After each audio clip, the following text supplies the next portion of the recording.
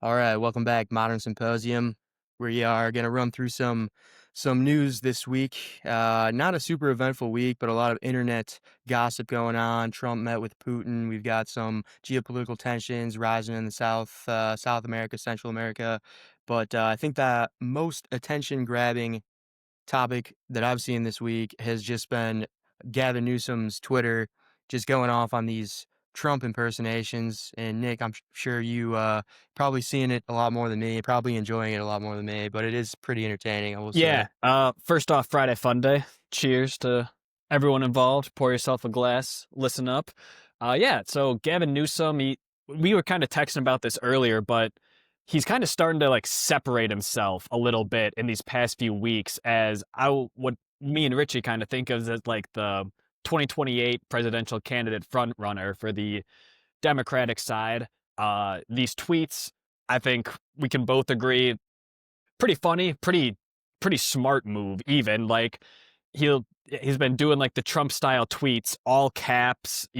Oh damn, I wanted to look this one up beforehand, but I saw a pretty good nickname he came up with for someone like similar to like the Trump nicknames. But kind of just slightly mocking, slightly impersonating Trump's style of tweeting.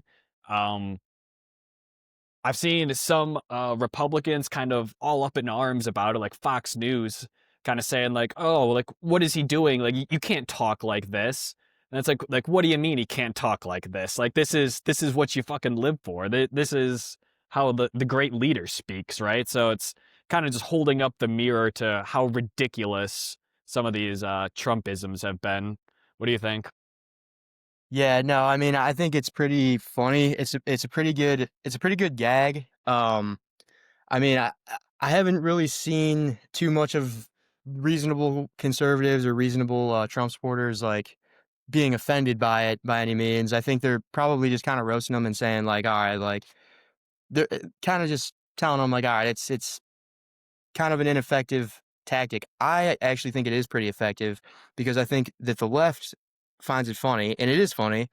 And the funny part about it is that Gavin Newsom is normally a very clean cut, polished Yeah, professional politician, right. and just like like seeing it come from him, you would think someone had like hacked his account or something. But it is a good joke. I think it entertains the left. It gets some attention. I don't think that there's too many people on the right getting super like mad about it. I think if anything, they're just kind of trying to be like, hey, like yeah, it's they're kind of trying to tell him, man, it's not that funny, like. Uh, But I think it's pretty good. I do like Gavin Newsom as a politician. As a guy, I hate him. His policies, I hate him. I respect that he is a very skilled politician and he's a very smart politician. You said it is a smart move. I think it is a smart move. Um, Attention grabbing, not really controversial. I don't think. At the end of the day, who are you going for? You're going for the voters in the middle. So there might be some right, hardcore MAGA right. people who are offended by it or are trying to attack them back. But the people in the middle, I got to imagine, think this is entertaining and funny, and probably have a better view of Gavin Newsom than they had before. I was trying to pull up some of these tweets, just like read one out, but I don't know. These politicians like and retweet so much bullshit that you like hmm can't even find anything on it anymore. I've got it up too, and Yeah. yeah, the last one, August 21st. Today, all caps. Today we will make the maps great again. Just a bunch of shit like that. Yeah. He's screenshotting Trump's tweets and saying Trump is imitating me.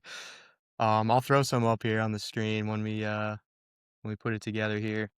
One thing I will say about Gavin. Donald Tiny Hands has written his autobiography this morning. Unfortunately for him, parentheses, low IQ, he spelled it wrong.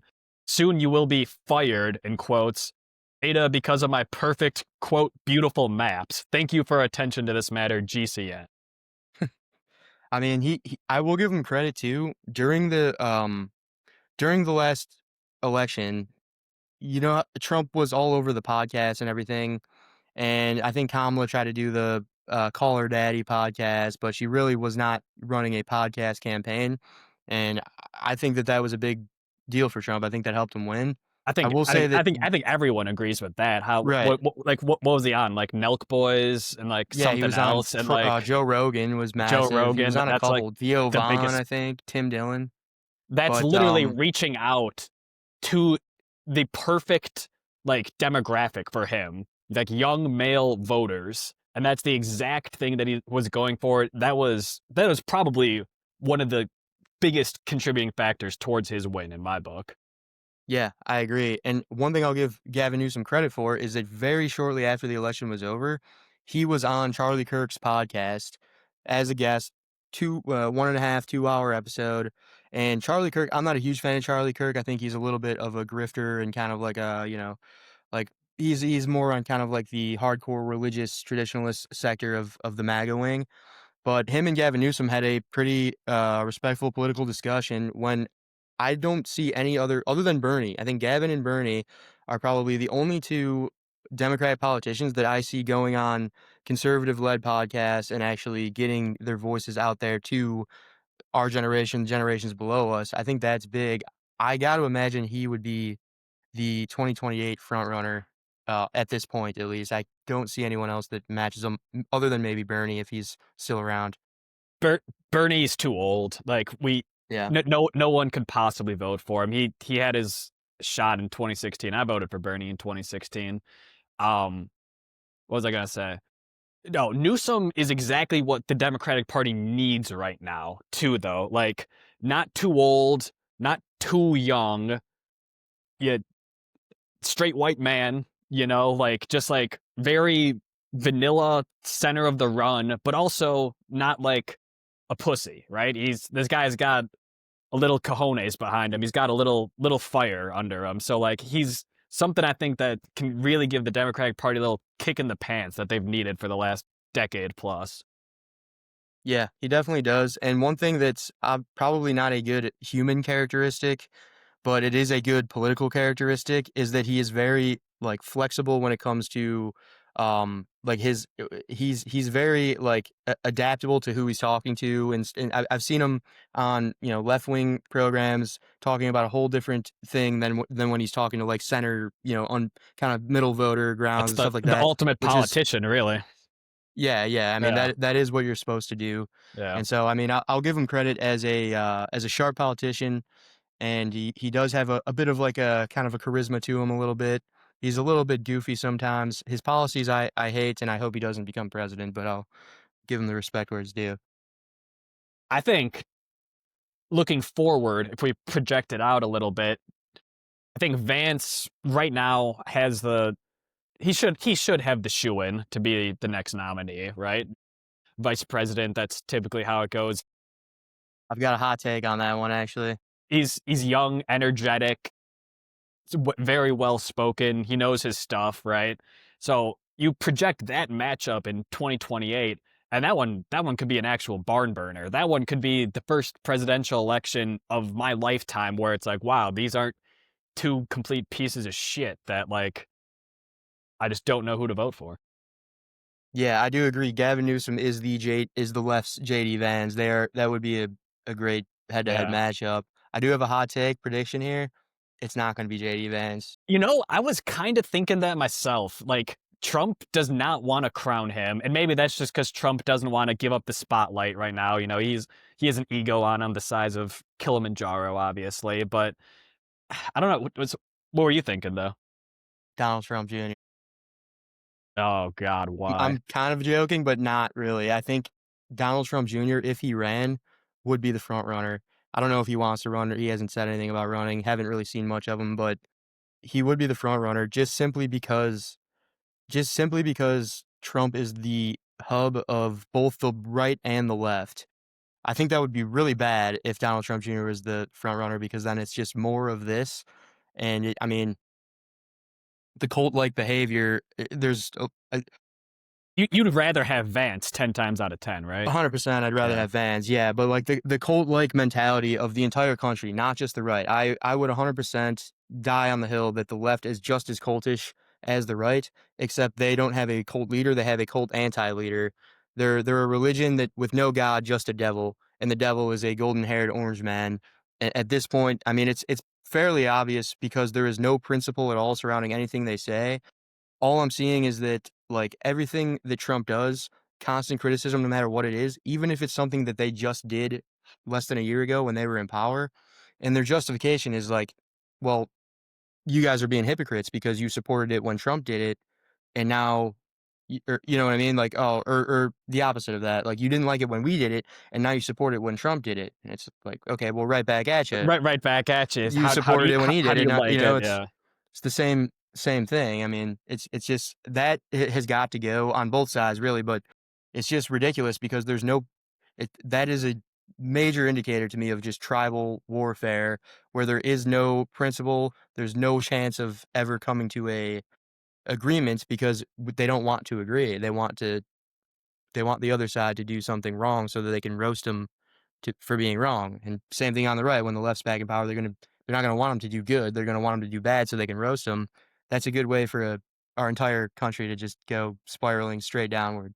What percentage of voters do you think vote on like uh principles? Like, like, oh, like I agree with like Gavin Newsom's like I think we should like raise the highest marginal tax bracket, right? Versus like, oh, like I kind of agree with Vance. I think like we should like support supply side economics and like try and like ease the burden from like, like COVID and stuff like that so that businesses can like get back up and thriving. Like or even I would even take like social issues. Yeah, kind of. But what do you think about that? I actually was just thinking about this. I think do you know the Pareto principle? I've heard of it. Yes, remind me what it is. It's more of like an economic principle, but it's kind of like a natural principle, but it's like the 80-20 rule. Yeah, yeah, yeah. So, they use it for, like, workplaces, for example, like, in any office, they say a good heuristic model is that 20% of the people do 80% of the work, and the other 80% do 20% of the work, stuff like that. I think it kind of applies here, and I think it's actually explains a lot because I think it's about 20% of so, whenever I'm seeing people arguing online, stuff like that, it's always an attack on intelligence, right? It's always like, "Well, no, the Democrats are dumb. Well, no, the Republicans are dumb." And realistically, those 2 people fighting online are both dumb, and the smart people are up in that 20%, but they're not the ones arguing online, calling each other It's crazy it's it's all fascists and names and stuff it's like all that. ad hominem at this point. It's not even Right. like I disagree with your view on this. It's I disagree with you. I don't like Yes, you. exactly. Yeah. It's not that they disagree with Trump's policy, they disagree with Trump. They're mad because Trump did it. Same thing on the other side, as soon as they get back in power, the Republicans are gonna be mad not about what the results are, but about who did it. I think that that's 80% of people. Now those that top 20% is split, probably 10 on the Republican side, 10 on the Democrat side, and those are really the people who are, like, crafting the policy and actually making the decisions, and part of their responsibility is to control their side, which they used to always do through the mainstream media. But now with social media, they've both lost control of their side. That's the stem of the political division. I think most of past history before social media, what we were basically seeing was the people who are actually actively involved in politics and their job is to craft up policies to keep the country going, to have a stake in making sure things go okay. I think that they're very collaborative. We saw that with like Obama and probably even Bush and Clinton is where like Obama would be reaching over the aisle a lot, working with Republicans, trying to come up with a good compromise to keep both sides happy so that division didn't break out. That's kind of the Mhm. job of the top guys. Now you bring in a wrecking ball like Trump combined with a new form of media that allows everyone to speak anything into existence and let everybody see it without any mainstream media filter, and that all goes into chaos. I think that's what we're basically been living through for the past 10 years or so. Yeah, you just love to see like any form of break from this just absurdly polarized like way of thinking. And it's kind of weird because when you when you talk to people in real life, it's not anywhere close to like what you see online, right? Like when you talk to people actually in person, it's Yeah, like I can kind of see it that way, but like I kind of look at it this way. But then when you go online, you'd think that like everyone is completely diametrically opposed to each other, right? Because all you see, again, we talked about this the other day, is all you see is like the clickbait and the rage bait, right? So it's just Mhm. like the most polarizing, ridiculous thing that you can like talk about is what rises to the top on social media. It's what draws the most comments, the most like shares, like, oh, look at how ridiculous this post is, right? So it naturally our brand of podcast here is naturally fucked Yeah, we're because doomed to fail, yeah. yeah, we're doomed to fail because we try and Trying to take be reasonable we and try not to be yeah. reasonable, talk things out, and we're not spewing these completely nonsensical takes. So We should make a joke we should make kind of like a inside joke thing where at the end of every episode, we just do kind of like a fake, like and then we clip it, put it on fuck you, TikTok, and yeah, then get people listening. yeah, that could work. What do you think? Move on. Alright, yeah, what else we got here? Um, I got this one in my notes queue. I got apparently the US is sending Marines to Venezuela. Apparently we have aircraft carriers in the region right now, just kind of patrolling, doing what aircraft carriers do, which is just kind of whipping our dick out on the table and plopping it down anywhere we need to assert some influence.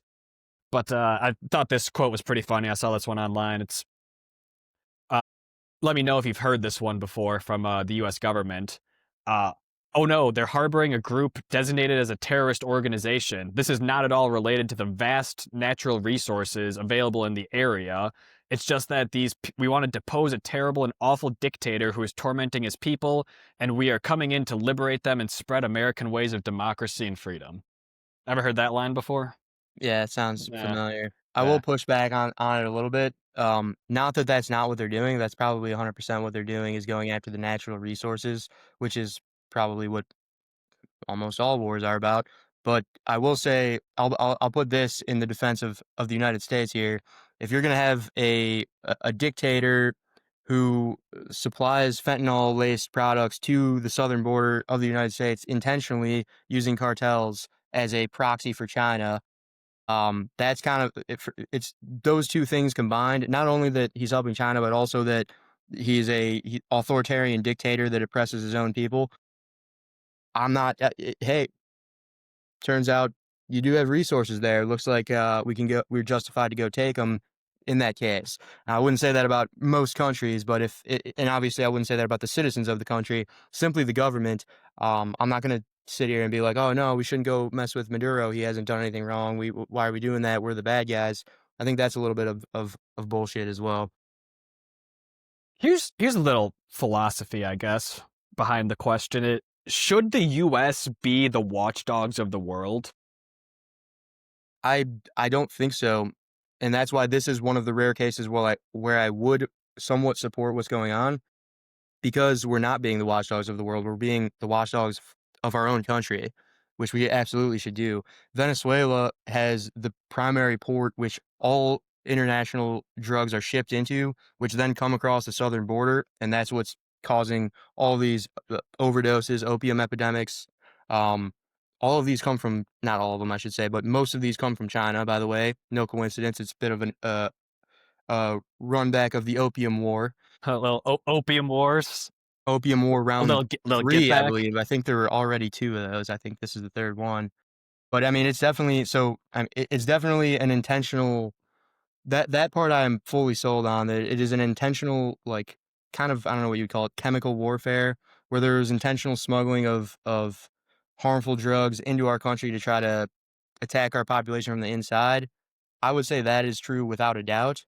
And that makes Maduro an enemy not of some other foreign country that we shouldn't care about. It's an enemy directly to us. That's why I think it's justified.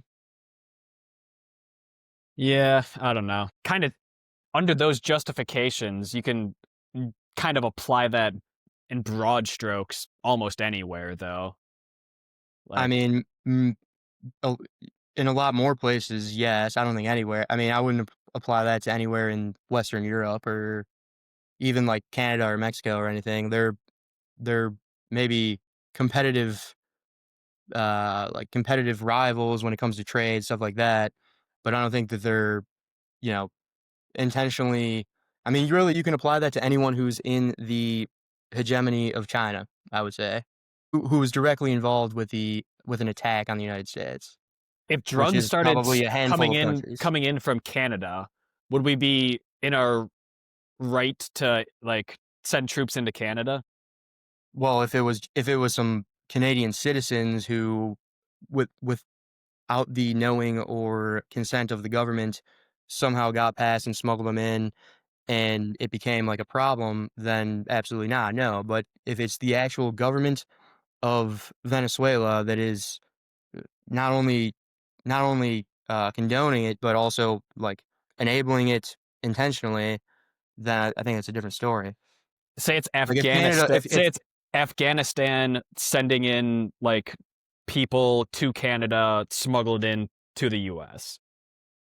if Canada isn't doing their job of vetting them and allowing them to come in, knowing what they're doing, and then showing them the door to America, then yes. But I don't think they would do that because they have no incentive to do that. Venezuela actually has the incentive to do that because they are basically a proxy state of the kind of Chinese hegemony that makes up the East and South, I should say.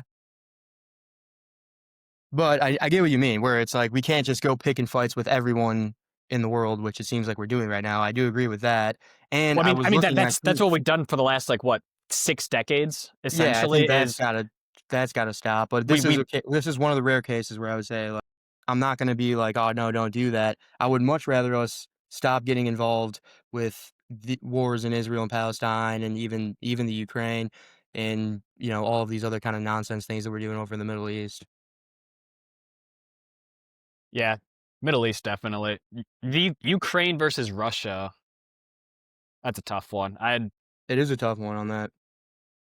I mean, Russia clearly is the aggressor, invaded Ukraine, but again, And it's we like are I mean, it's such a gray area because we are technically responsible for all of Western Europe's protection other than Ukraine. It's like the spot right in the middle that is we have no like what do you call it? We have no like r- codified right, obligation, right. but it is also Sucks to be in our interest. Ukraine. Sucks to be Ukraine. You're literally just the in between, like the disputed lands in between, Yeah. like Western hegemony, Western Europe and America versus like the Russian hegemony in like the East, whatever. But I Yeah. don't know. I mean, a lot of it too is that it's just like the cost it's kind of just back to like economics, like the cost versus reward, it's like if we're getting nothing in return, then I would pretty much always be against getting involved with wars overseas. But I mean, because we don't have a treaty, there's nothing that I know of, at least, that we would get in return. I know Trump tried to make some deals about like the minerals and stuff, which I thought would have been a good idea, but I don't know. It doesn't seem like it's working out. We've just been funneling billions to both Israel and Ukraine for years now. Yeah, it's Yeah, the Israel one is still a little bit of a puzzle to me. I know that we are getting things in return, but you would think that we would be the ones kind of running the show over there. I think we like Like, kind of are. Like I think us and Israel are kind of like the same thing. Like we're like yeah, they're literally basically just a hub. we're joined at the hip, if nothing else. Like Yeah. I think it's funny. Like a lot of people are like, I hate what Israel's doing, but it's like, well, that's kind of just what we're doing as well. Like Yeah, I mean, I I don't know. guess it's just making us look bad what they're doing, really. It Yeah. is, yeah, obviously, but again, it's kind of par for the course, which what with what the U.S. has been doing essentially since World War II. We kind of just go in anywhere we want, big dick 'em, take whatever we want, and kind of leave. Yeah. No, I mean, the Israel-Palestine one too is another one where, like, was Israel justified in invading Gaza? In my opinion, they absolutely were.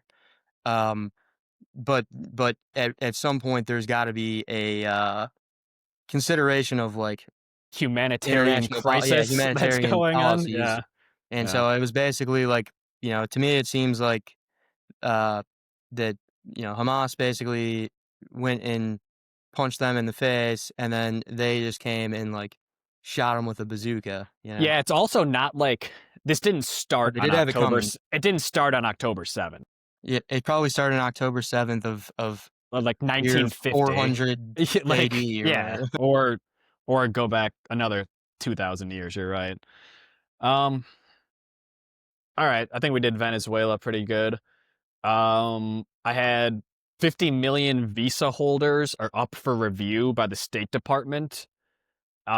Surface level, I'm not diametrically opposed to this, right? Like, all right, if there's people who have overstayed their welcome, who shouldn't be here, like obviously any like violent criminals we'd want to get out. This one just comes down to, as they kind of always come down to with these things, is how is this going to be done? How is this going to be handled, right? Kind of the scalpel versus the hatchet metaphor that I brought up a few times with, some of like the Doge cuts and stuff like that. You got any initial thoughts? Yeah, Trump likes the hammer rather than the scalpel for sure.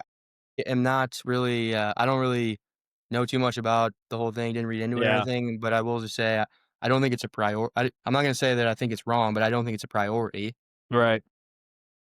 when it comes to like, you know, cartels, trafficking across the border. That's a priority. When it comes to someone who's got a visa and isn't committing any crimes or I anything I was like gonna say, that. what would you say? Like 98+% of these people aren't committing violent crimes, right? Yeah, I mean, if they're Like, committing violent crimes, that it should be that. I don't know why it's not that easy. I'm sure there's plenty of reasons I don't know about, but it's like, why is it that when, if someone were to be, arrested for some type of crime and they're not a citizen, why can't we make that the policy? All right, if you're arrested for a crime, you're not a citizen, then you're going back. And other than that, we're not really gonna go digging around in other the than that, basements of people's houses and stuff like that, other than that, the guy who's working down at like the shoe store, putting in like 55-hour weeks, like just trying to make ends meet. Like, why are we harassing this guy? Another thing I kind of thought about with this is 50 million visa holders. Who the fuck? How the fuck are we even gonna investigate 50 million fucking people? Like that's just like not. Yeah, That's just I not a mean, feasible thing.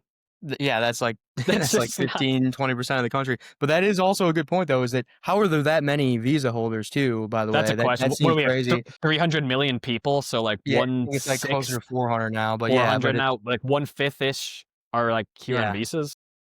Yeah, That it's that just is kind it's of ridiculous. interesting. I mean, not that I'm against. I mean, one of my good buddies is here on a visa. Like there's nothing wrong, nothing against that at all, but it's just that it's like sometimes everyone's saying like, "Oh, there's not even that many people here. There's not even that many like undocumented citizens here." And then other times it's like, "Oh yeah, but the 50 million visa holders are all." And it's like, "Well, is there or isn't there?" This goes back to the same thing about, "Oh yeah, we're just not going to require ID to vote."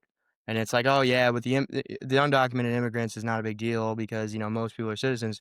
That's a lot of that's a lot of people that are That non-citizen. one I am opposed to. I will say I'm on the right side with that Thank one. you. Like, That one is I the most ridiculous one that the left has gone on, I think. I dude, cannot I find think a I think the justification for left that. I think the left is racist in their viewpoint on it. Their viewpoint is literally uh what like poor people and minorities Yeah, like can't it's not physically poor people. can't.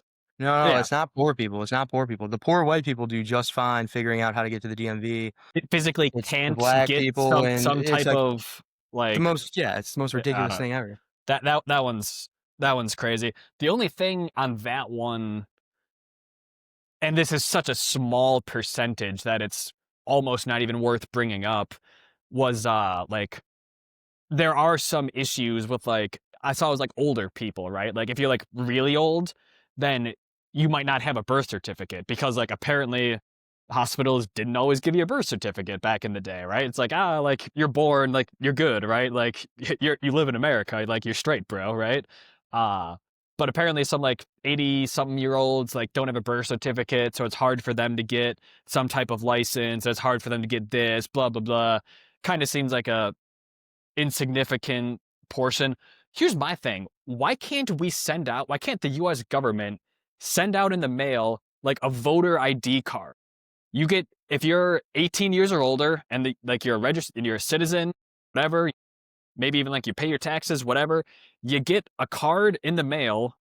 You are pin number 1343835. Take this to the voting booth. You plug it into the machine. It's like, oh, this is Nick Camholz, and he's voting right now. How would that be so difficult? Yeah, you would think that would be a pretty by now, you would think we would have something better than what we've got. But I mean, when it comes to like the small portion of people who like don't have a birth certificate or even and I will say there probably are a lot of people who can't afford an ID, but they still deserve the right to vote. Agreed. Or You can get a can't, free you can get a free ID, I'm pretty sure. If you are or actually that too far away from the DMV, whatever it is. But the question then becomes is like, all right, are we going to this is the Democrats that support this you should not need an ID to vote rule are basically saying we don't really care about the sovereignty and integrity of our elections nearly as much as we care about this small minority of people who can't afford to vote, and if they could vote it wouldn't matter that much anyway because they're one out of 300 million or whatever. So just to make sure that they get a vote, we are going to destroy any trust in the elections that anyone will ever have ever. And every single election from now on will constantly be contested because we are, 25% of the people in the country are not citizens, and we are not going to request to ask whether or not they are. And so we're basically we don't have, you no longer have to be a citizen to vote is the policy. That's the part that I think is ridiculous. here's we're in agreement there. Here's an interesting one that I think I saw this a week or two back. I don't know how real it is, if it was mostly just like a fraudulent thing going around the internet just to get some clicks or whatever. But I saw Republicans might try and change the law wherein right now you get electoral votes based on the number of people in your state, right? Or in your district, right? That's how it works. All people, uh, immigrants, people without visas, Oh, yes. Okay. like Now, yeah, that. I gotcha. So then Republicans might try and change it to like, Three-fifths compromise? yeah, That's what that to law was. I mean, that was a that's ex- three-fifths compromise, that's was that exactly what it was. I saw, and again, I don't know how real this was. it's a bad Uh, look if yeah. that's what they're Republicans doing, that's not are a great trying to look. like make it like, oh no, only like, like registered citizens or whatever with like a social security number, something like that. Just say I that's do the kind of only agree thing with that a little that bit. counts towards it. I mean, I kind of agree with that a little bit. I guess I should think about it more before I say that with certainty, but it does kind of seem like a reasonable rule of like, we could just if we're a region or a county that's close to the border, then we just get way more votes than we actually have voters that, or way more, not votes, but what's, way more Representation, electorates. yeah. Yeah, representation. I don't know. That one I'd have to think about more, I guess. Oh, hang on. Did I like? I gotta go back and see it. I think I liked this one. I hope I still have it. Basically, it was Texas's new maps that they drew up, like their new gerrymandered maps. Uh, White citizens had like 4 times as much representation as like Mexican or black Texans, something crazy like that. God, where is it? I did see something about that, but I didn't look into it. I think honestly gerrymandering should be kind of like illegal or done away with. That's the crazy. Everyone can agree on that. It's like, how you look at these maps, and it's like, how is that a district? Like, it's for both sides just the most ridiculous thing of all time. Just make them squares. If a child Yeah, we have cannot to come to some agreement and then just say like that's it. It's not changing. if a child cannot identify the shape of Yeah, yeah. of a district, it should not be allowed. Circle, triangle, square, So rectangle. yeah, That's all circle, you get. triangle, That's squares, actually pretty. rectangles. It should be one of those where like if you're like trying to get a square footage of a thing, you can just drag it and it's a perfect square. You should have to do that. It's got to be a Yeah. perfect square. You can put it where you want, but it's got to be a perfect square. See, JD Vance is apparently trying to implement Citizens United 2.0. Um, what is what is his proposition? They essentially want to make it so that individual donors can like donate unlimited amounts straight to political contribution towards political campaigns. May reduce the role of super PACs because super PACs came about from Citizens United, right? Because apparently that they successfully made the argument that corporations are people too, and they need to be Okay. represented in politics. So now this would essentially cut out the middleman of super PACs and just make it so you can like unlimitedly donate to your boys. Oh, I see. Okay. Yeah, Cutting out the middleman. yeah. Yeah, no, that sounds ridiculous. I mean, that idea in itself, corporations are people too. Well, do the corporations get a vote? You know, like who do Walmart vote for? can I Doesn't seem sue? like Can I they're sue not you as a citizens. person? I'll put it that way. They can be people, but they're not citizens, so they shouldn't get a thumb on the scale. Can I sue you as a person? Like, no. So I have to sue you as a corporation. Yeah. Yeah, right. No, it's all kind of seems like bullshit when it comes to that. Um, all right, and we're back. So we were talking about this earlier. So I'm reading this book right now, The Technological Republic. It's by Alex Karp, who is the CEO of Palantir. If anyone doesn't know what Palantir is, it is basically the all-seeing eye. They're a big tech company. Main client is the government. Data company that's basically they're putting together something called ontologies, which is connecting different data systems and basically creating a database for the entire world where they can kind of monitor and track everything. It's like a massive math problem that covers everything going on in the world. Um, Can I cut in yeah, here so really quickly? I want to cut in really quick. Palantir. The name of that, I don't know if I told you this or not. Do you know what the name Palantir comes from? yeah, it's from the Lord of the Rings where it's like the eye that It's sees everything. yeah, it's from Lord of the Rings. There's a wizard. He has this like globe sphere thing. When you touch it, you get like sucked into like the mind's eye. And like you said, it's the all-seeing eye. You can like go anywhere in the world and like astral project and like watch anything that's happening anywhere in the world. So if that's any indication of what they're trying to do, it's literally just like straight fantastical fiction about like trying to be everywhere all at once. Yeah, I mean, if anyone hasn't heard of Palantir, you will very soon. I guarantee you, the Mag 7 will turn to the Elite 8. Palantir will probably be the 8th. I've been in and out. I know quite a bit about the company because I've been in and out and investing in them. Got in them a little earlier, kind of sold off, thinking about getting back in, probably going to. But basically, they really have a kind of they've got they're entrenched so far in at this point where it's very difficult for any other company to compete, and they're kind of the surveillance state that we always talk about that we don't want, and it's here a little bit, and it is only going to keep getting bigger. But in reading the book by the CEO Alex Karp, he's got a very interesting stat in here. Now, this book was released in early 2025, and one of the things that he mentions in here is that in 2024, the 50 most valuable technology companies in the world were worth a combined $24.8 trillion, and that's in the year 2024. American firms, and out of the top 50, there's 33 of these American firms, so they make up 66%, account for 86% of the total value. That's $21 trillion. So it sounds like America's killing it.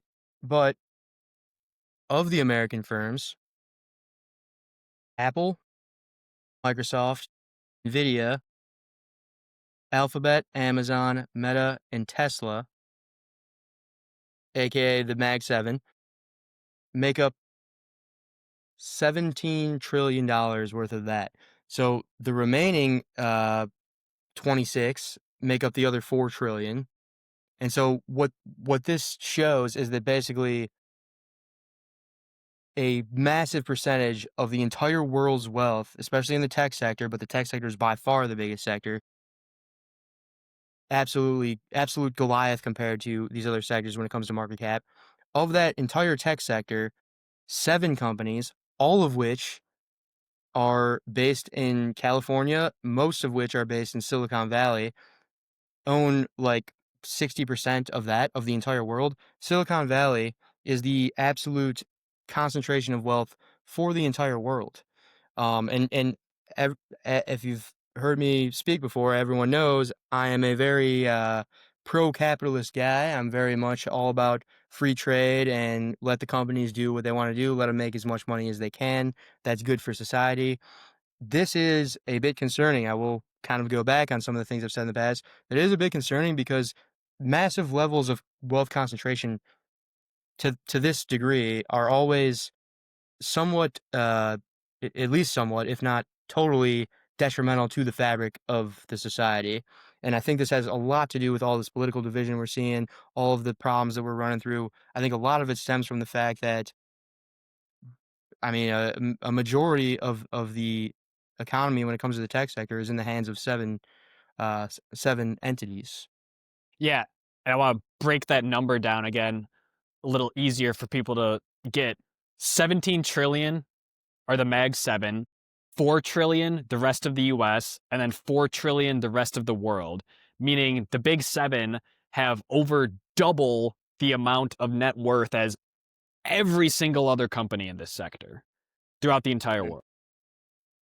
Yep, and now what I will say too, as a counter to my own point there, is that let's look at this realistically.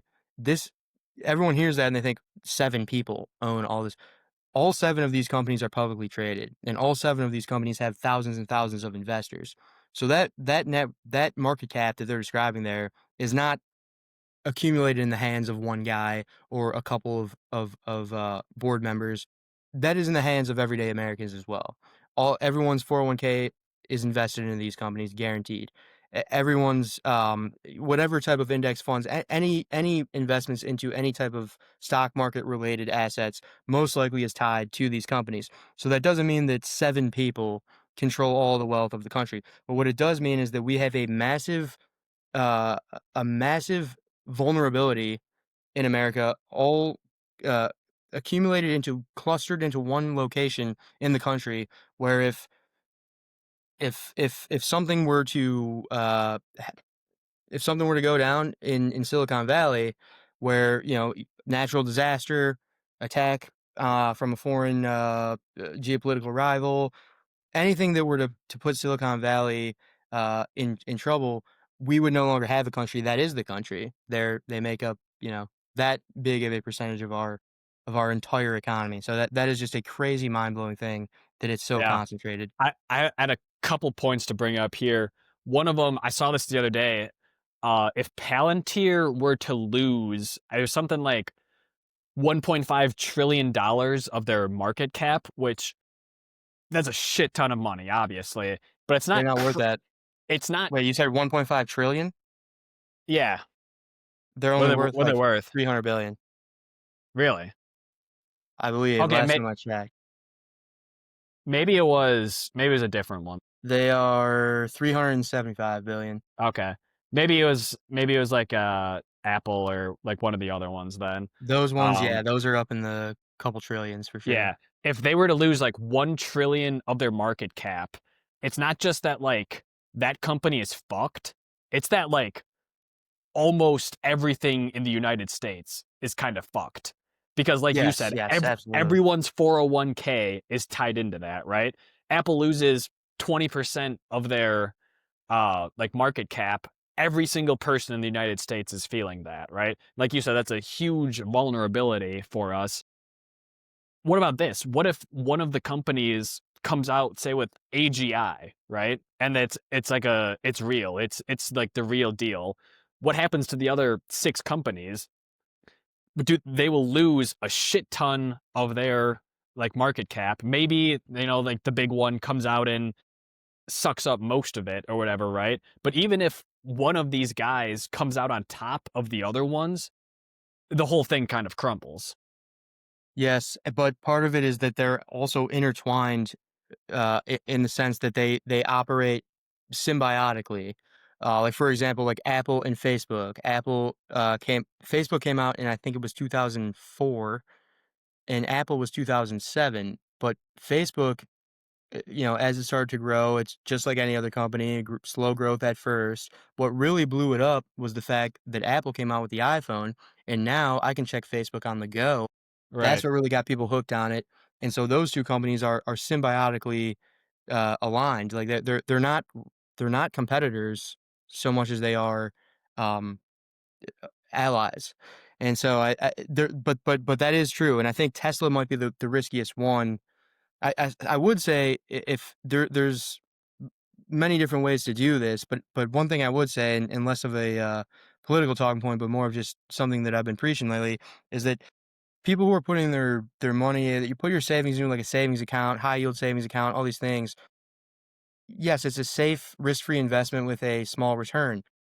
You can put okay if you would have put your money into Meta, Facebook's stock in 2023, at the start of 2023, only 2.5 years ago, you would not be up.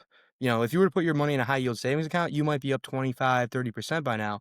Meta's up 500% in the last 2 years, and it is the safest investment you can possibly think of. It's as safe as a savings account almost because it's that entrenched in our systems. The only thing that could possibly stop Meta from continuing to at least sustain itself, if not continue to go up, is if we were invaded by a foreign country, a natural disaster wiped out their headquarters, or if a tyrannical, ridiculous government were to have some type of qualms with them and put some restrictions on them.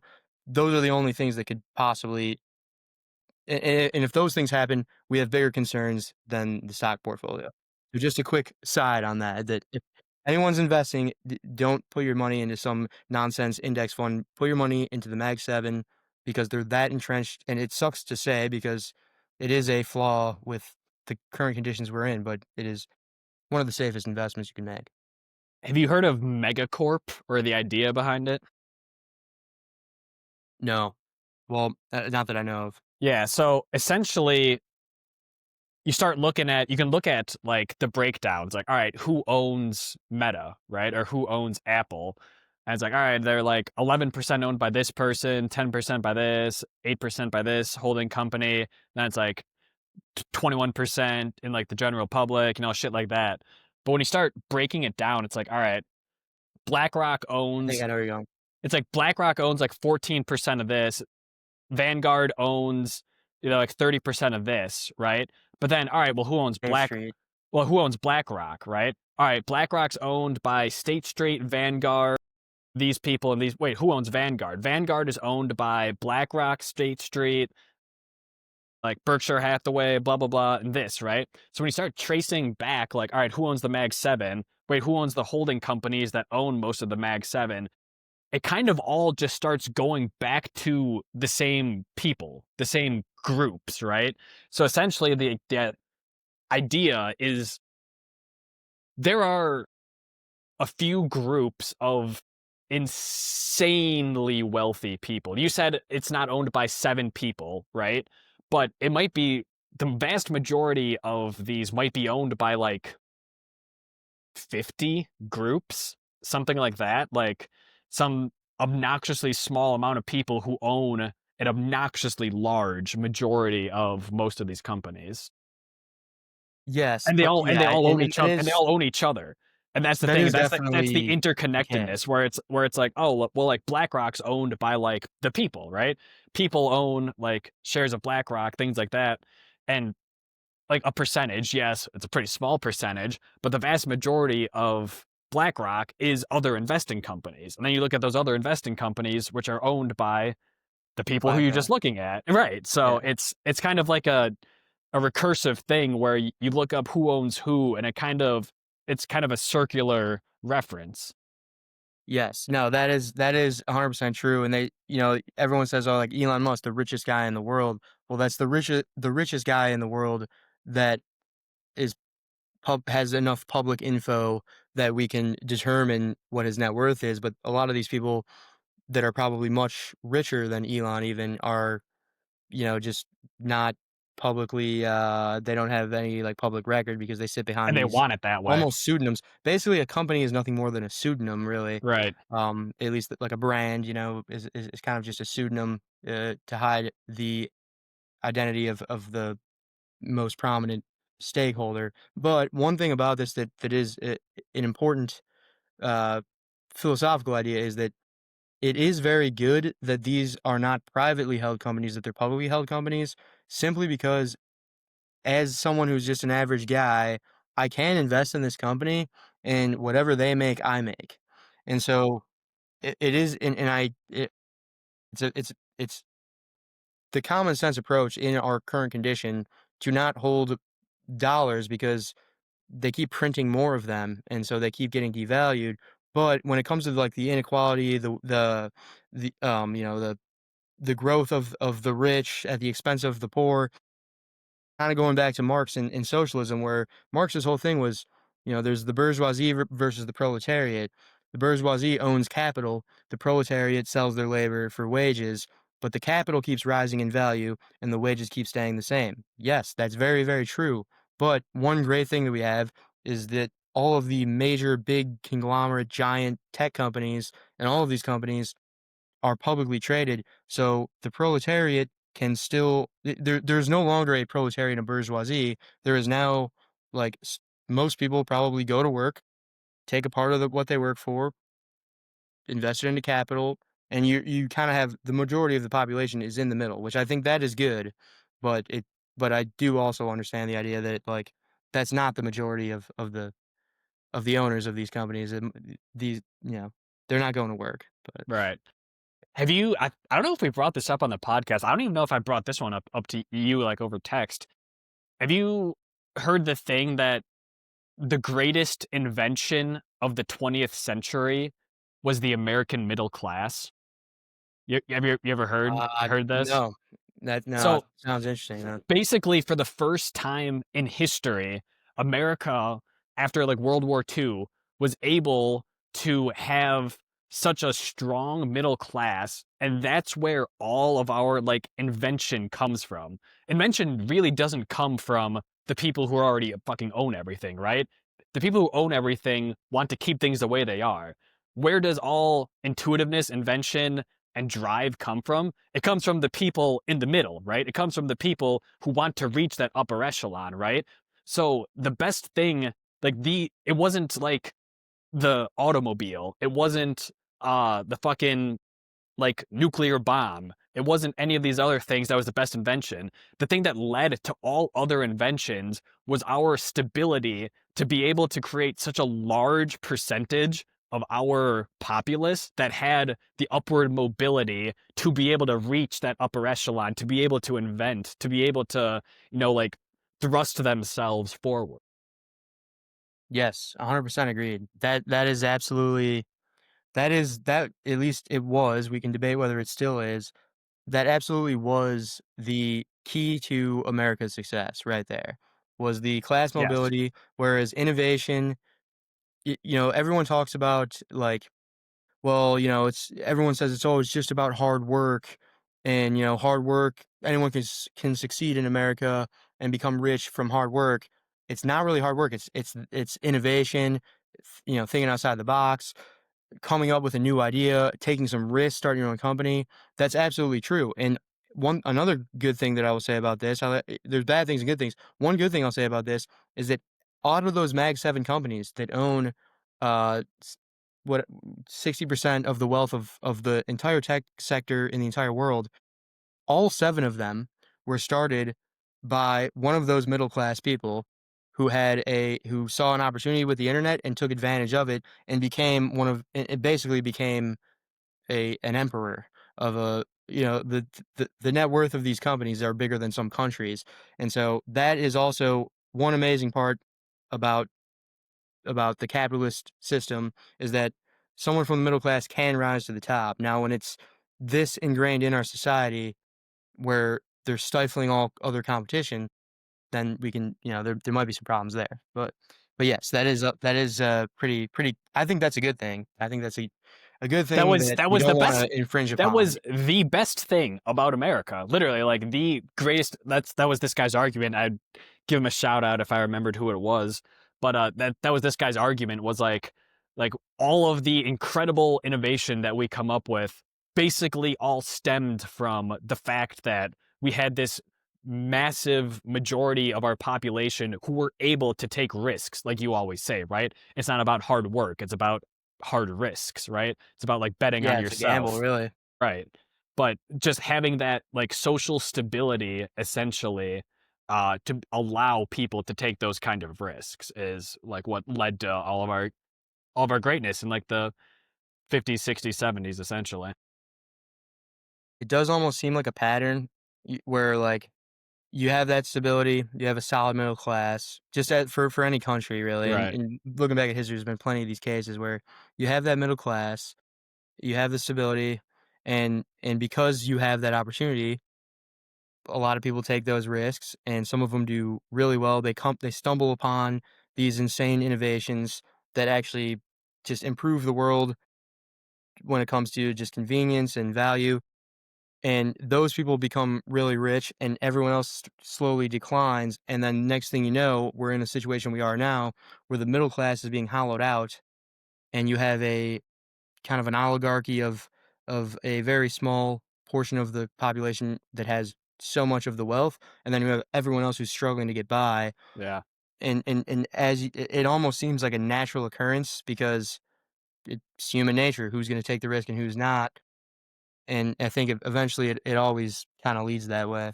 It's But kicking yeah, go. down it's kicking down the ladder behind you is what is how I hear it brought up, right? Like we have all these great like social incentives, like protective nature of what we had post World War II, and then eventually, like the people who take advantage of those things start stripping away all of the things that they were able to use to climb to the top because now they're at the top. It's like, well, fuck everyone else who didn't take advantage of this, and that's like you said, that's kind of the cyclical nature of history. Is just you have the good. I don't You, know. I would kind of agree, but I don't think that it's an intentional thing. I think that that's like attributing malice where it could just be nature, where it's not that someone kicked away the ladder. Maybe the ladder was naturally only there for a temporary amount of time, and the people who climbed up it, and everyone else missed out on it. It doesn't necessarily have to be that those people who climbed up the ladder are the ones that kick it away. But it is it maybe the latter had a one person capacity, which is kind of so I did want to go back to this real quick. We can kind of skim over it, but what this entire situation reminds me of is the old school. Probably remember from history class. I think it was around 1880 to about the 1920s before the Great Depression. Something called the Gilded Age. This was when a very similar, very similar occurrence was happening because why? Because there was another wave of technology, wave of scientific discovery that led to new technology, and there were a very small handful of people who took advantage of it, and they built the world that anyone who's alive knows it as. There were there were three main technology sectors that ended up giving I can't remember the stat, but I think it was like one like I don't want to say one, but I think maybe the top 5% or so owned 50% of the wealth of the entire country. mm-hmm. It was transportation, communication, and energy. The railroads, John Rockefeller had the oil company, which was massive because the railroads needed oil. Carnegie had the steel, massive because the railroads needed steel. Vanderbilt was the one that owned the railroads. Communication was Alexander Graham Bell, AT&T, telephones became a thing. And energy was Thomas Edison, Westinghouse, and JP Morgan as the financier. So these are three sectors. Now, if we look at today's time, not so much energy yet, but I think that's coming soon, maybe It with could nuclear. be nuclear, yeah, renewables. But if we look at it, it's the same thing. And what are the three things about these technologies that made them so monopolizable, if that's a word? It's because everyone else was selling products. I was making things and selling them. The thing about these things were they weren't products, they were networks. And once they had a network, it is kind of a natural monopoly. Think about it this way: if we need a way to get from Chicago to New York, and the railroad is an invented technology, we need a railroad. Okay, so who's going to do the railroad? Whatever company that builds the railroad, they build the railroad. who's going to compete with them now? They built the railroad. It's already there. Is Right. another company going to come build a railroad right next to it? That would make no sense. Of course not. Same thing with communication, same thing with electricity. And I think it's the same thing with all these tech companies right now. We don't need another Facebook. So who's going to compete with them? All the investment that it takes to get there is just not worth it at this point because the reward is no longer there. Yeah. I would agree with I think we are certainly in a Gilded Age 2.0 for sure. Just it seems like we have all these like incredible inventions coming out like every year or two. Who is it really benefiting though, right? It's really just benefiting the people at the top. There's a stat that people throw out a lot on the internet that I see. It's our income inequality, like wealth inequality today in America is worse than what it was like the year of the French Revolution, right? So you see that it's like that's a pretty crazy stat. The one caveat you have to throw on top of that though is just that like the everyone else sort of deal, like French Revolution times, it was yeah, like all right, so the people are so much richer today than the aristocrats in France were. But when you look at like the peasants, the bourgeoisie in France, they literally couldn't like eat bread, like they couldn't like afford food. Most of the people in America today can at least like afford food, right? So it's a little bit of a false equivalency, but the numbers are still the numbers, right? It's still the fact that we certainly have these. There's nothing else to call them aside from oligarchs. Where Trump got sworn in, and who are the people in the first row? Bezos, Zuckerberg, Peter Thiel. These are the guys that are sitting there right on the precipice of power, and they probably hold the real power. Yes, that's I mean, exactly well, because I mean, think about it. They were Zuckerberg was every Trump supporter's worst enemy for a while because yeah, because he he's a exiled them. He exiled them from the public square basically, and then 3 years later, all of a sudden he's releasing a letter. Oh yeah, I didn't realize what I was doing there, and actually Trump's. It's literally just it's business tactics. Zuckerberg's a chameleon. He He knew the new administration was coming in. yeah, Good way to he is a chameleon, and yes. I same way I like Gavin Newsom. Gavin Newsom's a chameleon. I respect it. I respect Zuckerberg for it too. But that's exactly what he did.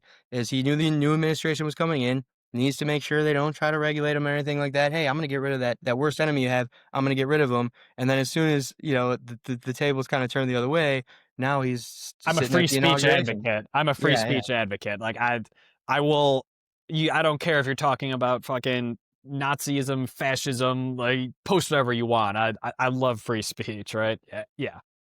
I don't know that it. I don't know that the tech companies have all the power. It is definitely a battle for power, and I think that the tech companies have more of the power. They both kind of have each other like because the tech companies at the end of the day are what's keeping the country afloat. I mean, that those market caps, $17 trillion. Right. If Zuckerberg were to say, you know what, I quit, I'm not going to run this company anymore. We're done. The entire country is going into a Great Depression style um, turmoil.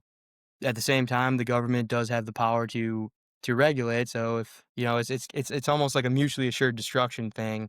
So they got to toe the line. All right. Should we transition here? Yeah, let me pee real quick and Oh my for this god, break. Richie. Talking about all right, we understand we've got a large concentration of wealth in the hands of a small population, a small portion of the population, which is a problem. But the reason that I would think it's a problem is not because it's a I'll put it this way, it is a two-sided problem where we need to find a balance because when capitalism is naturally going to lead to a disproportionate amount of wealth in the hands of a few, but it's also going to lead to an increased quality of life for everyone within the system. We can get rid of capitalism and we can optimize for equality, but what that's going to do is stagnate the quality of life improvement for everyone in the system. And what it's eventually going to do is lead to geopolitical rivals overtaking everyone, and we end up powerless. That's my opinion as to why I think capitalism is by far superior to any socialist policies. I've been seeing lately a lot with Zoran Mamdani as the front runner for the New York race. You know, publicly supporting of socialist policies, government-owned stores, things like that. I've been seeing a lot of socialist sentiment. People are talking about getting the AOC and Bernie wing back together to run against whatever the Republican candidate is in 2028. I think it's a bad idea. I think Gavin Newsom stands a much better chance. And I also think that a lot of the people, the younger people who are coming up and aren't too familiar with how the system works and everything, are being fed a lot of nonsense that is just not uh, an accurate depiction of how societies prosper, and they're just it's almost like a bunch of con men are running the show, trying to take everything from Uh, everybody. let me hop in there. So we're just talking about right before we logged this back on, um, going back to like first principles, right? And the first thing you Mhm. brought up, we're talking about these like tech oligarchs, right? Mag 7. I think you should be allowed, and this is just all, we're going straight theory now. You should be Yeah, allowed yeah. to be very rich, right? If you create something that is very useful, very impactful, improves people's lives, you should be allowed to be very rich, I think, right? I just think that realistically speaking, you can the bare minimum for people should be provided for is kind of my idea. I also wanted to say we'd probably have to like define capitalism and socialism and like communism to be able Yes, to I agree. like to actually like get into like the pros and cons essentially. Okay. Well, But so but all right. So I'm let me sorry. Go finish ahead. out. Let me finish out here. But so it's even in the best interests in a capitalist society that everyone's needs be provided for because like I was saying, the best invention of America was our middle class, right? You put that onto even a global term, I would want everyone to be able to have like food and an education essentially, right?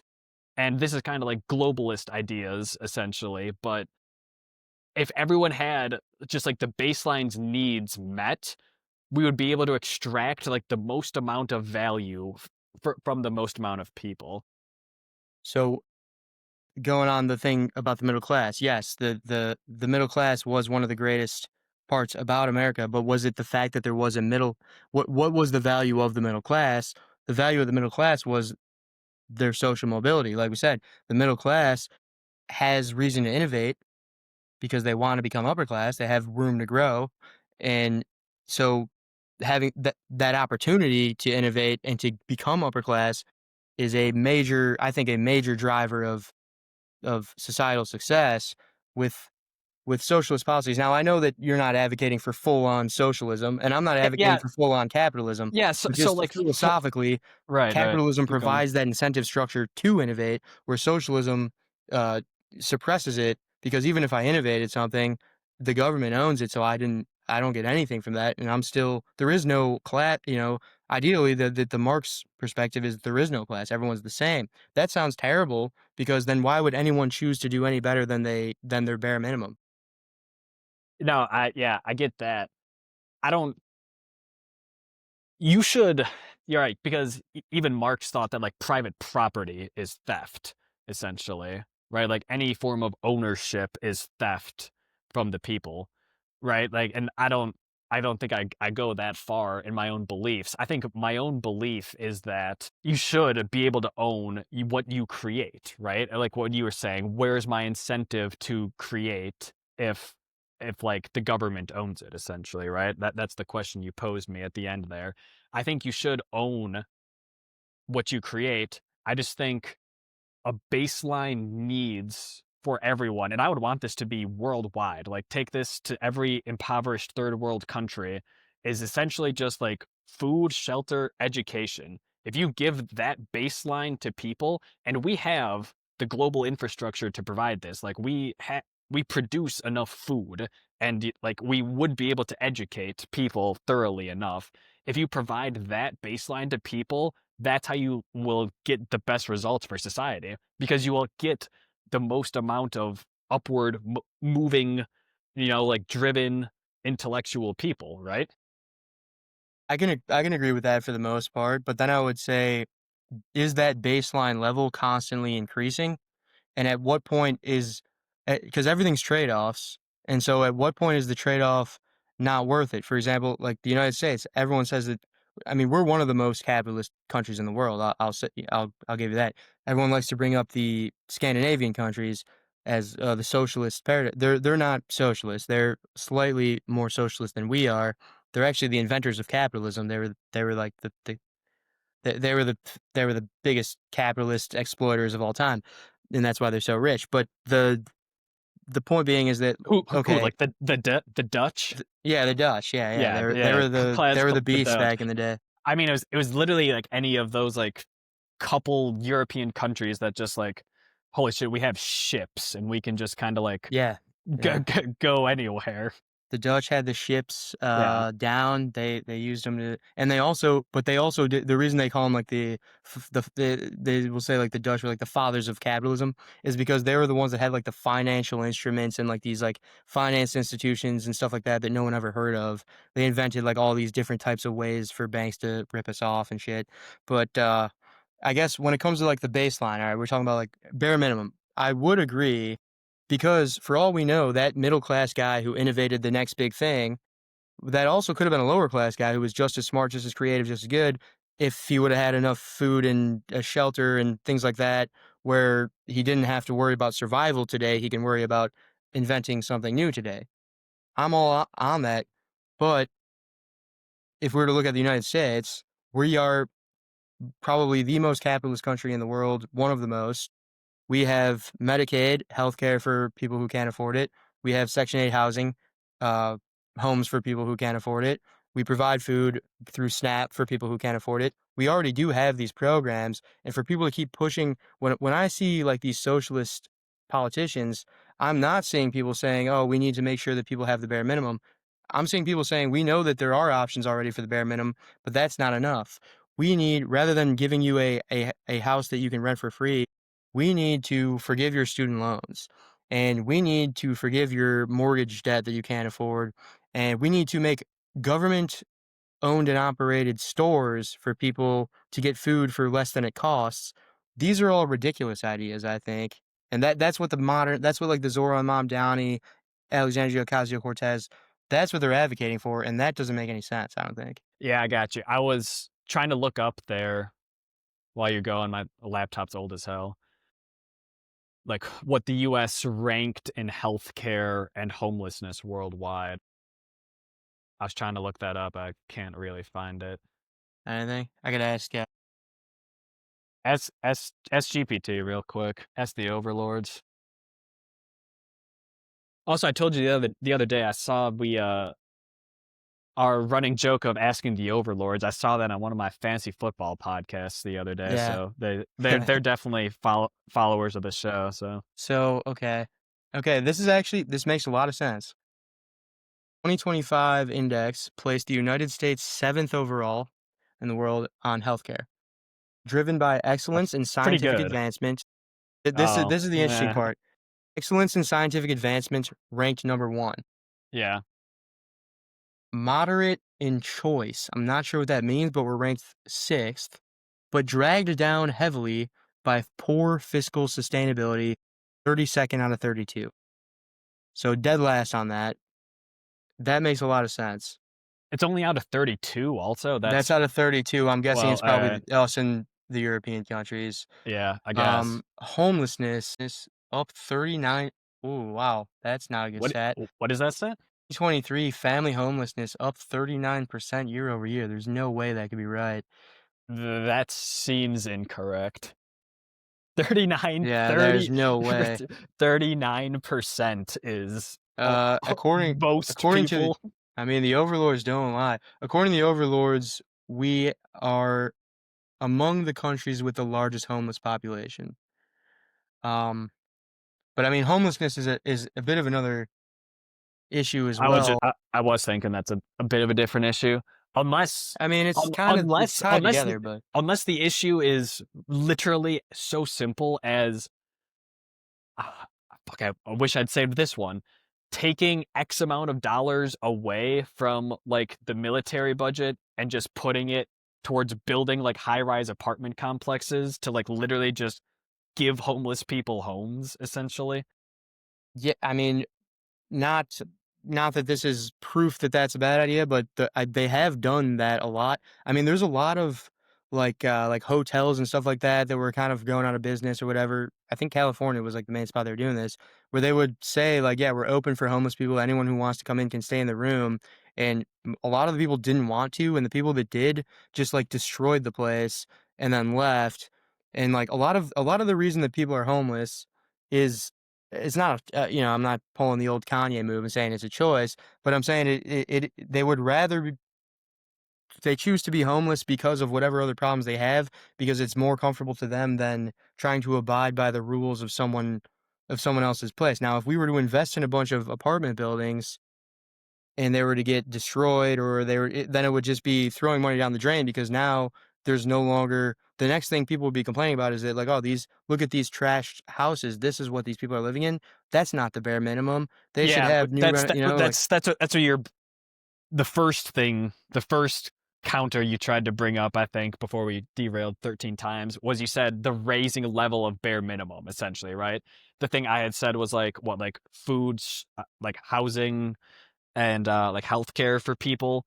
And you're like, well, what's the bare minimum requirement for that? And how it would like keep raising. And you've brought that up before, which I agree with. That's a bit of a slippery slope argument, essentially, where that one goes down. But yeah, and I do agree that the bare minimum should be provided for, and I think that it's not that hard of a problem to like come to a reasonable conclusion of what is a bare minimum. I think I agree with your definition: food, shelter, and what was it? And healthcare. healthcare, yeah, But we do have that, is what I'm saying. right. Like the idea that like there's all these people who are homeless because they're hardworking people who got laid off and now them and their family are out on the streets and they can't get a job.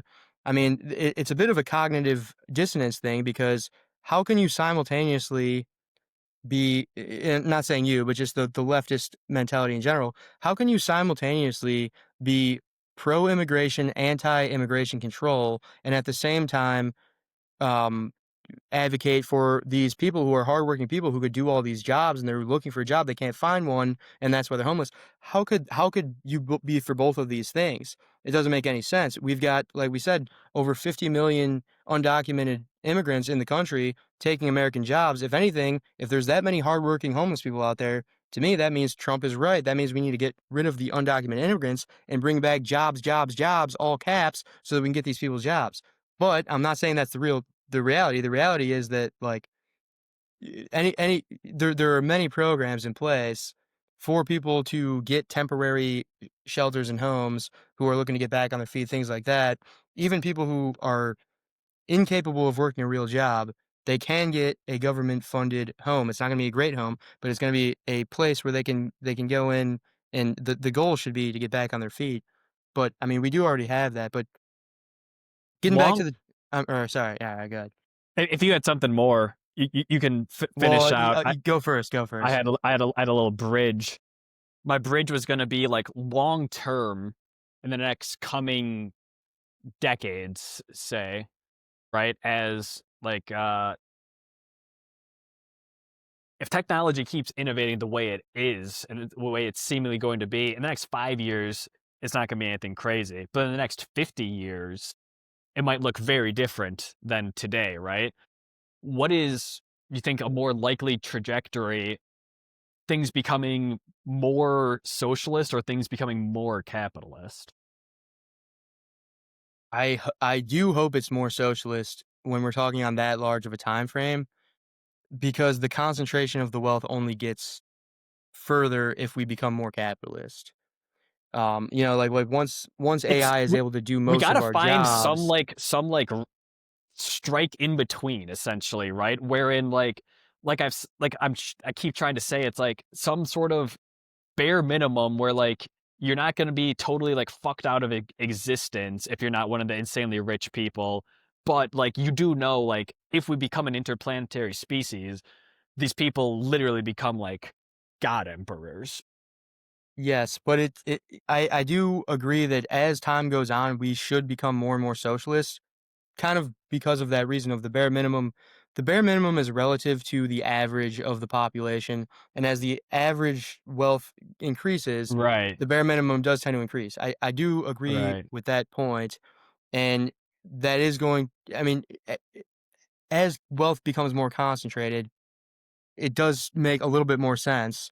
But I guess would you agree with, or what, I guess what would your opinion be on like current calls for socialism in next year, say, for socialist policies, and to be more specific, government owned stores, No. government owned and operated stores, and Well, government owned okay, and hang on. operated housing, Okay.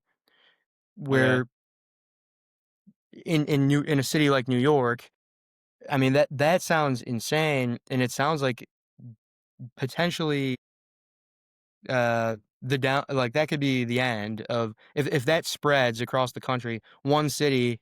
I mean, it is New York. I don't know, but that idea spreading across the country Well, and all right, thinking so that so we like need to public blame the problems on capitalism, therefore the solution is socialism. I think that's bad because I don't think it is capitalism's fault necessarily. Or go so like go ahead, but that like I think I might have a couple quick questions to clarify maybe, and then I'll give my bit.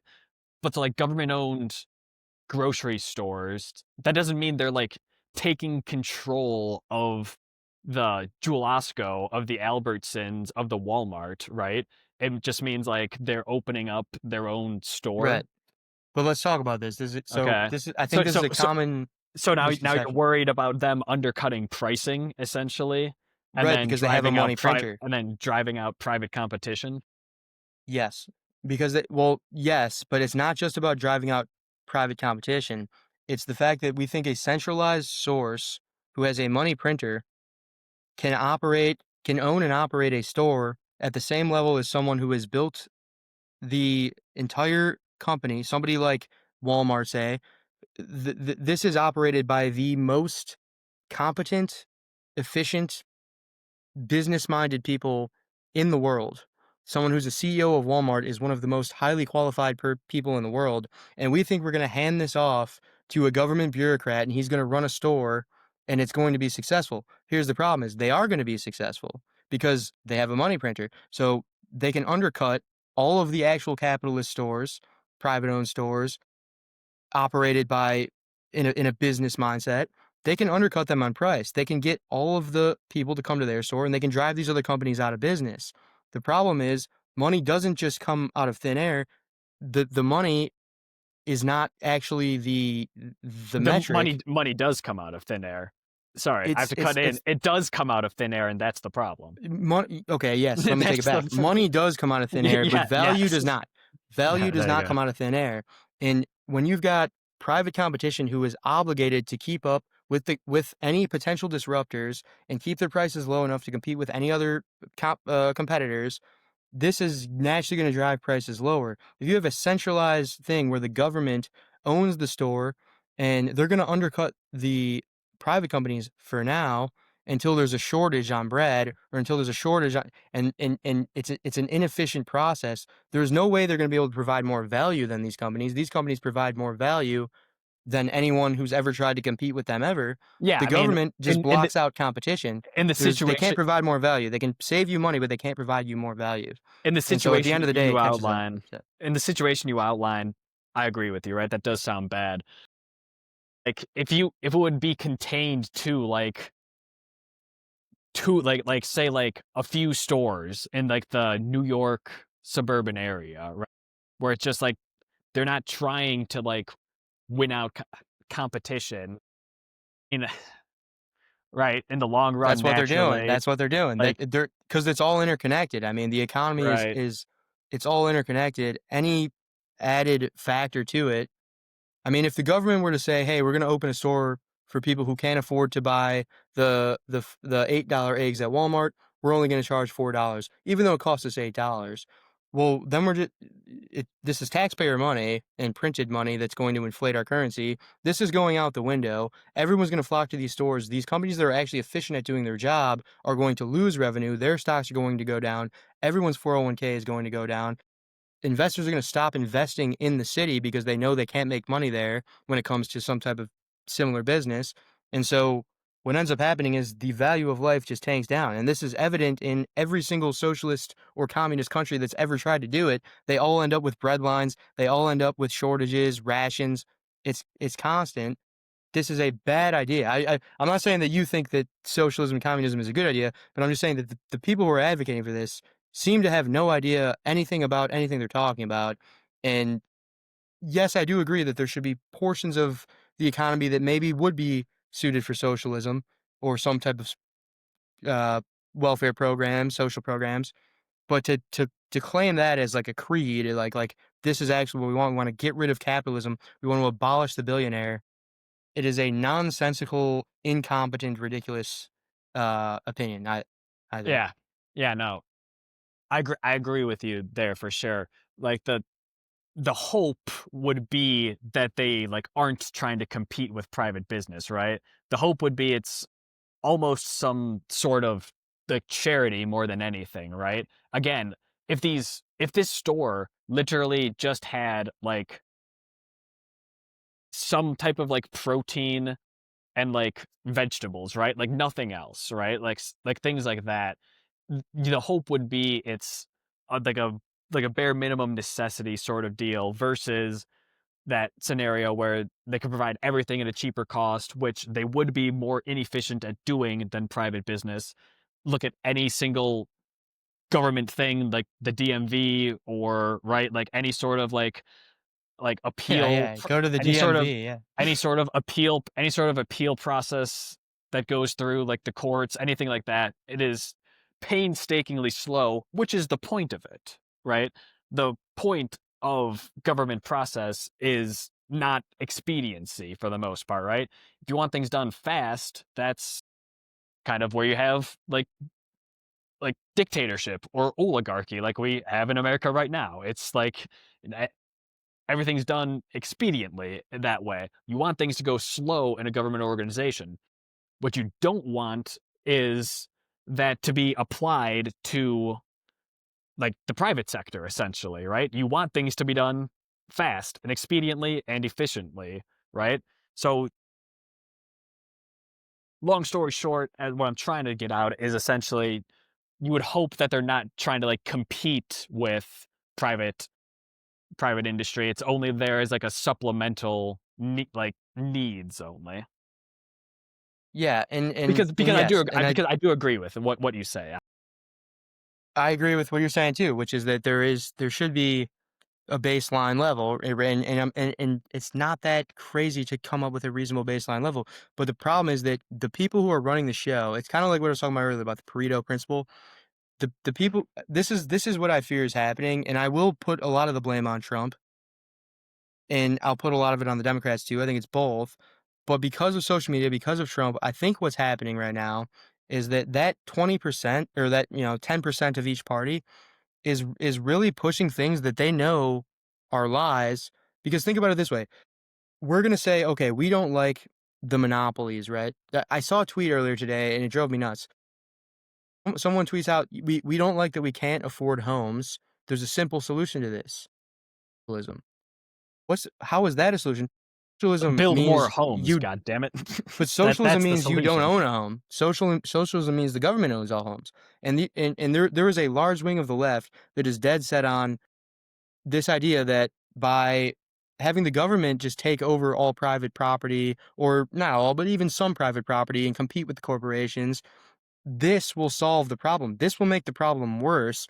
That sector of the left has to be suppressed and stifled and shut up because they're being led by people who know what they're doing. They're being led by people who want to be the one to gain more power for the government for themselves. Same thing is happening on the right. When Trump's saying, I'm going to take over Washington, D.C. because I'm sick of the homeless people around here and I'm going to get them. What are we talking about? That's got to be, it's the extremes of both sides. But I think the socialism versus capitalism problem is one of the ones that the left is getting way too crazy on. It's going to hurt their chances, I think. Yeah, I It agree could with all you. be my algorithm seeing a bunch of crazy people too, because those are the people I tend to respond to.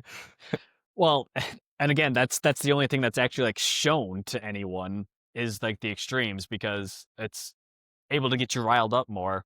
but long run, you need private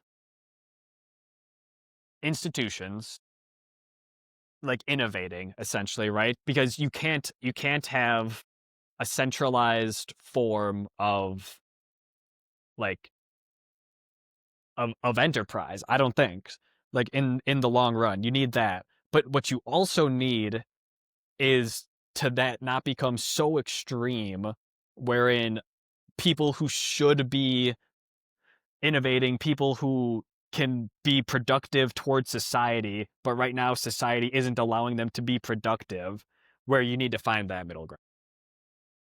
Yeah, there definitely is something there. I mean, it's all it's all trade-off. So, like if we let the government take control over here and stifle these people who we think are abusing the system, then all that really does is give the government more power to abuse the system. At some point, there's vulnerabilities for abuse, and Here, here, whether the government controls them or the companies control them, they're still there. And I would just much rather have the companies control the vulnerabilities for abuse rather than the biggest company in the entire world that has a monopoly on violence, which is the US government, because that would lead to a much worse I think here's potential outcome. what I want is just take all of the money that you put towards war and put that towards like government programs to be able to like fix like and expedite like agriculture essentially so that we have so much that you can like, just give it away to people essentially, right? And this is just crazy over the top utopia talk right now. Obviously I just said get rid of war essentially, right? Like obviously Yeah, that sounds fucking amazing, never been done, probably can't be done. But if you could just take a cut out of that and like apply it elsewhere essentially. I do agree with that. Whereas, I mean, so part of it is that we are obligated to protect all of these other countries because of a deal we signed 85 years ago or 80 years ago. And so I do think at this point, It's we're and this is actually kind of a point that Trump hits a lot of people on, which is that we're getting the short end of the stick because we're still honoring our end of the deal from 80 years ago, but we're no longer really getting anything out of it. We can go down that rabbit hole, but I would agree with that. Whereas like the amount of money I agree with the sentiment that like we see how much money these people waste, and we could Right. definitely reallocate it to something that would there's be there's useful. so there's so Absolutely. much like value essentially, there's so much like excess on earth. What can that be applied to if it's not all this horse shit?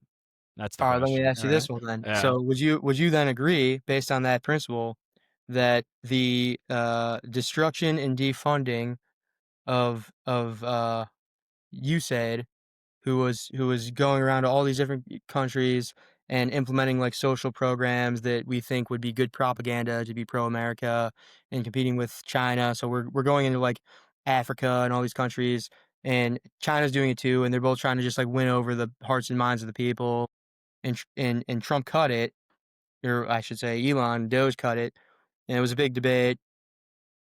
Was kind of I mean, I kind of get why we want that a little bit, but I was kind of a fan of it for the purpose of reallocating those funds somewhere else. I was about to say, Hypothetically, if those funds were to be reallocated towards, let's not say free housing or free food, but say towards something that everyone can get behind, like I don't know, solar energy or yeah, right, like electric cars, something like that. renewable solar energy for like all continents or something. Yeah, well, I mean, at least for our count, at least to, All like, right, at whatever we least can all get right, out of it, start whatever. here. Start Yeah, start here, yeah, yeah. start- Or at least even just like better, programs in general. It doesn't even matter what it is. Let's put it this way, education. That's one I think everyone can get behind. If it was reallocated towards education, which I don't think it was, but if it was, I feel like that makes perfect sense. Like, I think everyone can agree with that. I guess the point I'm getting to is that everyone was mad. How could we destroy USAID? They're mad because Trump did it. Realistically, I would be mad if he did that and then spent all the money on, uh, you know, some type of nonsense. But if that money was cut to be spent in a productive manner, it's a good cut, I think, you That know? The that same cut with the that cut military. that cut got made for tax cuts for the rich, right? Yes. Yes, and I mean, okay, the tax cuts for the rich is a little bit of propaganda as well too. It's not for the rich, it's for everyone, but the rich get the most because they usually pay, you know what I mean? If the Right, rich pay the right. most and it's by percentage, then they're going to save the most, but it is for everyone. Hey, ask this. When America was at its strongest in the 1950s, our highest marginal tax rate was the highest of all time, dude. It was in like the 90% or some shit. Yeah, that's a Look good that idea. We should do that. We should charge the Mag 7 90% taxes and see how that ends us. The reason we were the strongest in the 1950s is because we just supplied a entire world war with our materials that we produced. Problem now is that we're not producing anything. China's producing everything and we're not making any money. Yeah, we won the war and then we put it all into the middle class, which was the greatest innovation of all time. Well, no, it's not that we won the war. So yes, okay. Yes, okay. I agree with you. So it's not We the implemented reason that we were rich was after not because we won the war. after we won the war, we taxed England the wasn't rich rich. England also won the war. at the highest rate ever. Well, we also didn't get our entire country blown to shit. That's what I mean. It wasn't Yeah, because we we won the didn't war. get. It's because we weren't involved with the war. We were just the guys selling the weapons, basically. Yeah, we kind of came in at the end and like just We just kind came in of at the end, fucked them up, and called it a day. and call it a day. I mean, literally every other global power was like literally blown to shit besides us. Yeah, that's really. I mean, we were the first to the nuclear bomb. We were untouched, basically, other than Pearl Harbor. Made an absolute killing just by building all so this is I'm sure you probably heard this before, it's kind of a cliche that I see a lot, but, like, it's a common thought is, you know, the Great Depression in the '30s, and then FDR, everyone talks about FDR and the New Deal, but have you heard this one before that actually the New Deal was a bit of a failure. It was not a failure, but it was a very meek success. Got a little boost, but nothing much. What really got us out of the Great Depression was that a big war started over in Europe, But yeah, and we just started producing a shit ton, and they sent all their shit over to our us. gears of industry just all got turned into manufacturing war Mhm. weapons, sending it over there. Yeah, made a fucking killing off of it. I mean, that's why since the war, that's why our main export is war because Yeah. we're good. I We're mean, good it's at it. it's technology basically. I think that the military industrial complex should be changed to the technology industrial complex because really it Yeah, is technology that leads the way, but it's technology is most valuable during war. But one other big difference, though, too, is that back in the '50s, we were on the gold standard and we had all the gold. Now, with fiat currency, it's like an entirely different game where, you know, it used to be like, well, we need to tax this much money so that in case like another country tried to pull an ambush on us and take our gold. Now, we don't have to worry about that because we just print more money. yeah. The reason we can't increase taxes is because of stock market asset prices. You know, we've talked I about think we fiat. should increase taxes, but We've talked about fiat currency enough. I liked that line you had about the military industrial complex. Say that one again. Like should it be like should be the the mil- it should be the technology. military uh, technology complex because, well, for one, I mean, it was simply the technology of that time, but it's the military technology complex. It's or no, no, I take it back. The technology industry, whatever. Either way, It's a Friday fun day, folks. We are it's at the the end of military. It's our no, I was right the first time. It's the go. military technology complex because it's technology is leading the way. We are not incentivized to go to war. We are incentivized to make money. There was one point where the best way to make money was to go to war. Why? Because it helped our industry. We are now at a point where the For the best way to most make for the money for might the still be to go most to war, but it's not industry. It's technology. So I for mean, the for we're the kind of saying the most same thing, but let me cut it right there. For the vast majority of history, going to war was essentially the most profitable thing up until Yes. maybe after World War II, I guess it might be literally right the dividing line.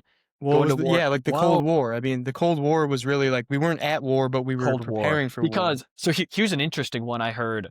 And over the last like 30 to 40 years, America has made enemies with our military where China has made friends with their industry, right? That yeah, So that makes sense. so right like that's kind of what I'm saying there is like for the majority of history, yes, going to war was extremely profitable, right? Because you just fucking won outright.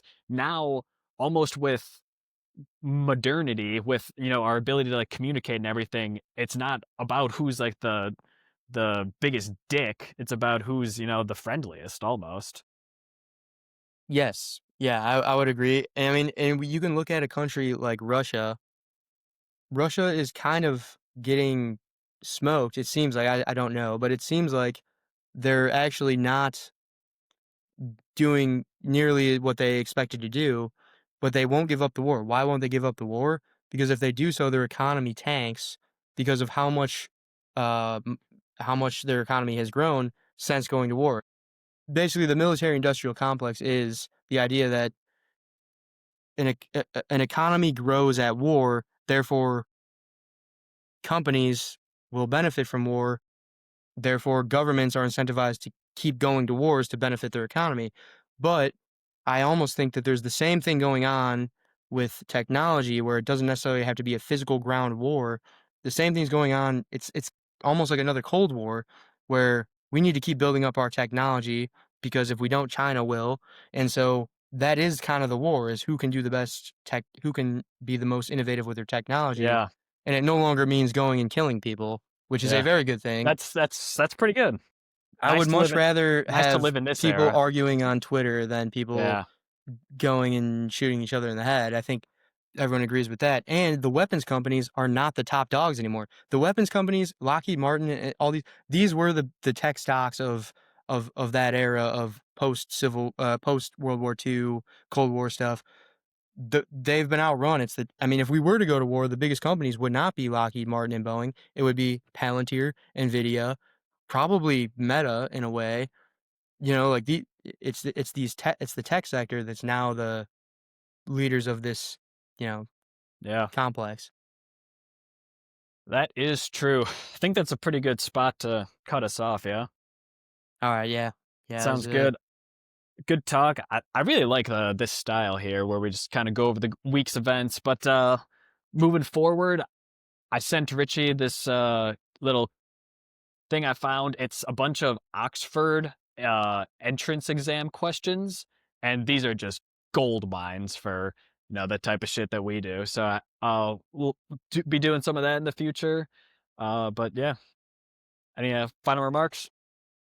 No, yeah, that was a good one. Great conversation. The Oxford questions that Those could those be those are gonna be many fun. full podcasts full of Exactly. content because they're very good. But all right, Good appreciate everyone Friday joining fun in. day, sir. Friday fun Cheers. day. See you next time. See ya.